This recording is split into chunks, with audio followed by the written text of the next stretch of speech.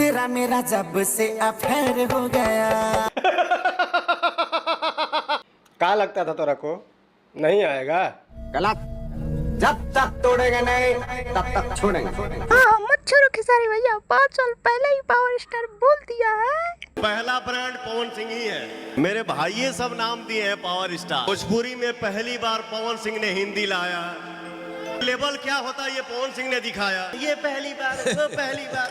हम लाइव आके नहीं बोलते हैं कि मैंने ये किया, मैंने वो किया। क्या कर बस जो पवन सिंह ने कर दिया है ना उसी पे रेंगे हो। पवन सिंह ने किया उसी पे रेंग रहे हो। कौन भैया काहे इतना गुस्सा करो तानी महाराज? सब जाना था मसूरी लाल तोहरे लकीर पर रेंगा था, लेकिन रहुओ जब एक पैक मार लेनी स्टेज पर चढ़ के तो बोले लगनी और बार। तो शांत रही महाराज, शांत रही। तो पवन सिंह करेगा उसी पे रेंगोगे। लेकिन मैं आज ये अनाउंस कर रहा हूँ इस मंच पे, जो आप लोगों ने भी कल्पना नहीं किया होगा उसको भी नचाऊंगा भोजपुरी में। कौन भैया पहले एकरा नचीला हो भोजपुरी में? राजकुमार राव के कौन सा गाना रहा? चुमा सुना तो दर्शक के तो नहीं सुनावा।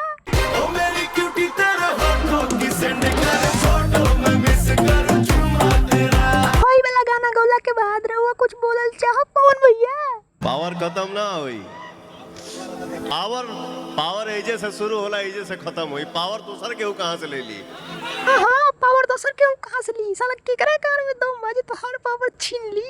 तू फेंक मारला के बाद तो तू आसमाने में उड़े लगला। लेकिन चल कोनो बात ना, अच्छा गाना गौले वाला दिखावा तानी दर्शक के। तो जनता जनार्दन जी रहुआ लोग अपन अपन गांव के पिछवाड़े वाला कुर्सी बांध के बैठ जाई, काहे कि पवन भैया का गाना बजी गई।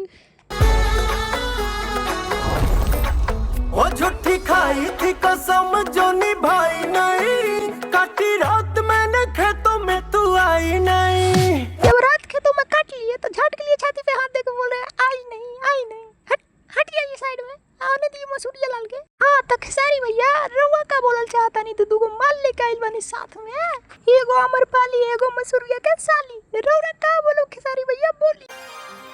हेलो गाइस, आप लोग सुने ही एक नंबर 1 ट्रेंडिंग पे गाना मेरा चल रहा है ग्लोबल म्यूजिक जंक्शन से।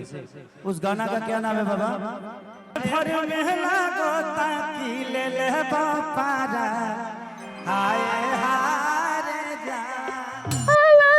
हाय का गावत रहा?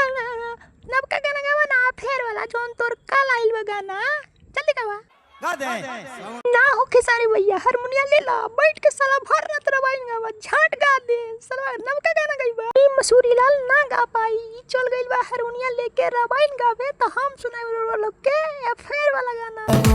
तेरा मेरा जब से अफेयर हो गया। अब हम समझनी अफेयर हो गया। यही से रात में दूध को माल लेके आइल रहा स्टेज प्रोग्राम करे। चली जितना मजाक करे करे को लेनी, काहे कि मनोरंजन के लिए वीडियो बनावल गइल बा, केहू अपना दिल पर ना लेबे अच्छा रही। तो चलिए हम आप लोग के बता दी, पावर स्टार के एगो गाना आवा था सावन सॉन्ग, तो लोग जाके सुनो। लेकिन पहले